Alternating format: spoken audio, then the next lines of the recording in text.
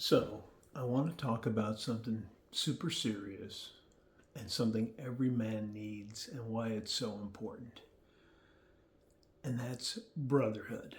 So, this week, I was talking to a friend and found out that a long term friend of his, going back 30 plus years, had recently killed himself.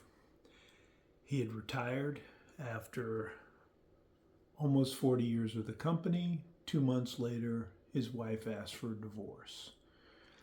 And instead of embracing his brothers, instead of seeking help, he isolated and ended up taking his life. Now, this is an epidemic for men, and it's why brotherhood is so important. And at your men's group, we have online community, and we have men get together in person for hikes and meetups and such. We have retreats.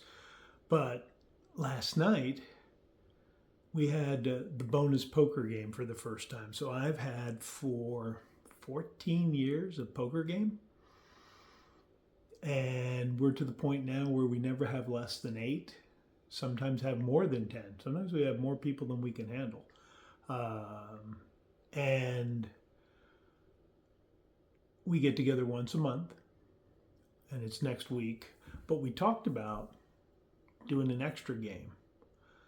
And let me tell you, the guy who hosted it, because I said, I'd love an extra game, but I'm not going to host 2 games a month. So we're looking at creating a rotation between a couple of other locations. He had a man cave. It was freaking awesome. He had shuffleboard. He had a pool table. He had golden tee, a little video game. There was something else there too. Oh, foosball. I like foosball and shuffleball, so pool's fun too.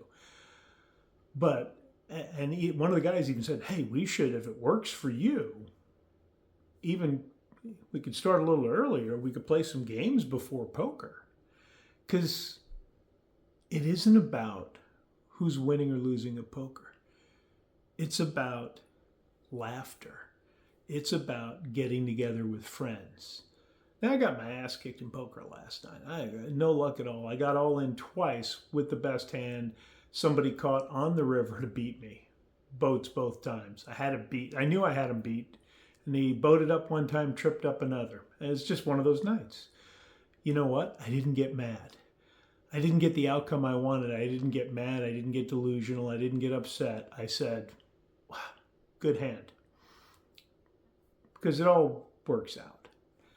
Guys, you need a tribe. Okay? This is part of the epidemic of male suicide is they isolate, they feel lonely. So my challenge to all men watching this today, do you have a friend or two you haven't talked to in a while? You know the kind of friend I mean. You pick up the phone and it's like you were together last week and it's like you haven't missed a beat, but you haven't called them in a couple of months? Do that today. Do that when you watch this video. Do that every week until you've reached out to all your friends you haven't talked to in a while. Have a conversation with them. Plan a get-together. Plan an activity. Doesn't have to just be poker, although that's always a great one. Hiking. We do that a lot in our community. We have a lot of people in the Northeast, down in Texas, Austin area. They plan hikes. If you show up, you show up. If you don't, you don't. But do not isolate yourself when you're going through the worst of it, all right?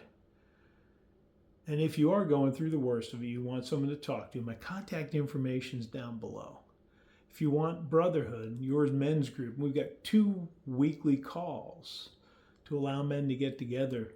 And through this community, people have made lifelong friends that have helped them get through this journey of divorce and relationship turmoil. Reach out to me. I get you fixed up, all right? Have a great weekend, guys.